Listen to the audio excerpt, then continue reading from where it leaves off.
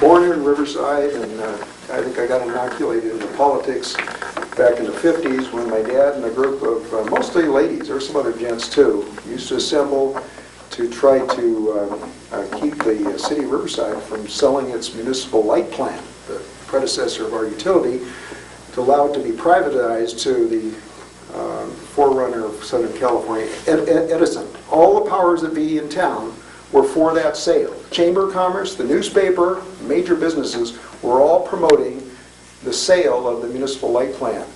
My dad had studied and did a thesis on the Tennessee Valley Authority and understood the importance of public power in the United States. And he and the other ladies would just meet nightly. They did a postal card campaign, neighbor to neighbor, and they beat them.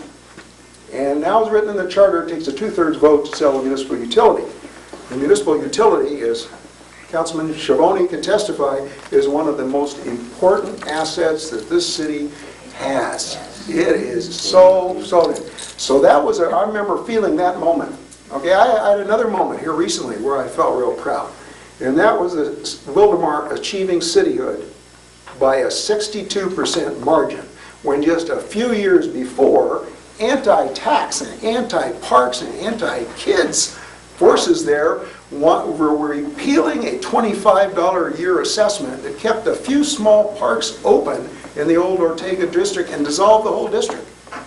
So that Wildemar went from that kind of nadir up to a proud moment, restoring its parks, restoring it by self-assessing themselves by 56%, and then making the case, difficult case too, for cityhood and justifying it financially and planning and community support, all of which I had some role, and then fighting off some really aggressive annexations that would have crippled their ability to ever become a city or destroyed it entirely.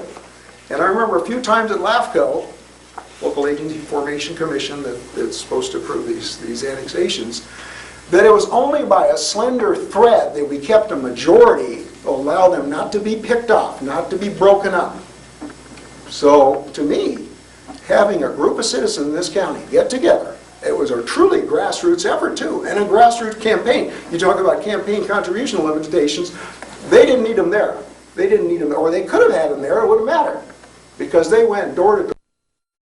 And we just consummated that deal. So those are the kinds of things that the Board of Supervisors have to get engaged. We have to get in close with the community and work closely with them and with each city.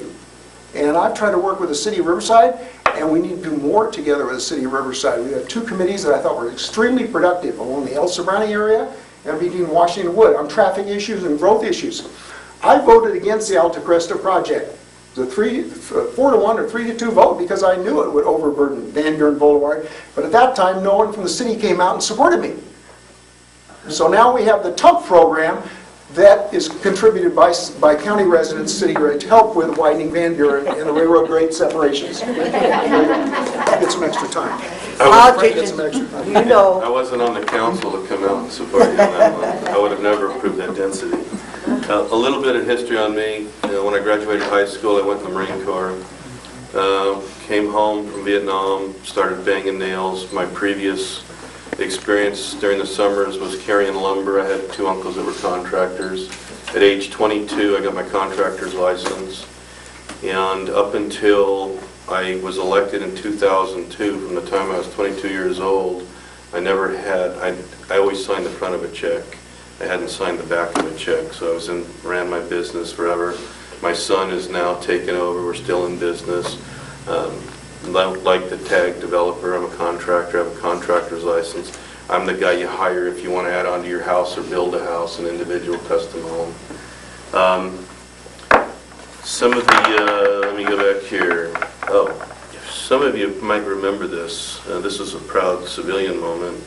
In December 1980, when interest rates had skyrocketed, prime rate was over 21.5%. I built a house in Woodcrest in 77 hours, start to finish. It was out of frustration for construction financing was like 23, 24%, nothing was going on. And I assembled over 200 people, and we laid out a plan without going through all the detail, and in 77 hours, the Press Enterprise carried it. There it was, voila, a 2,800 square foot custom home. One of the things that occurred as a proud moment, I guess, on the council, and I'll share it with Supervisor Buster because he was a part of it, was when we negotiated a settlement with L&R out at March and got 60 acres of parkland for free to the taxpayers, and we got a 10-acre site for a police station.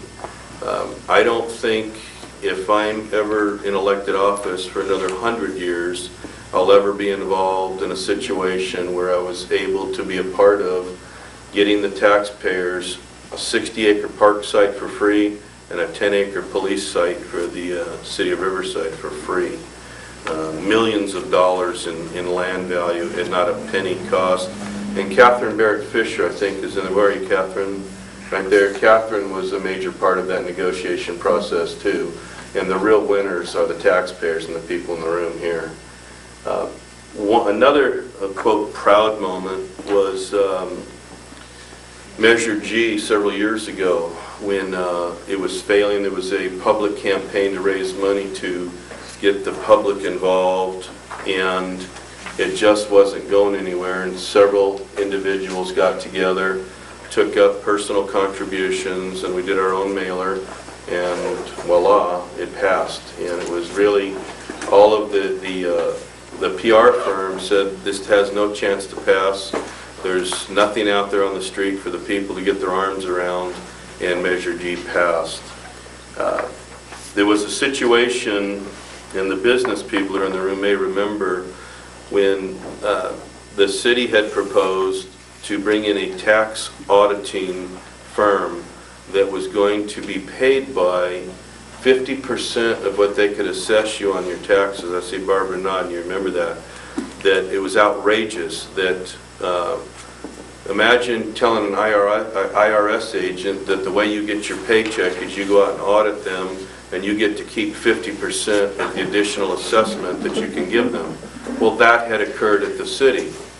And myself and Councilman Atkinson were the only two that were opposed to it. We sent out flyers to over 13,000 businesses, and 2 weeks later about 600 angry business owners showed up, and it was reversed. But the idea and concept of that kind of government intervention into people's lives in the city was just unacceptable. So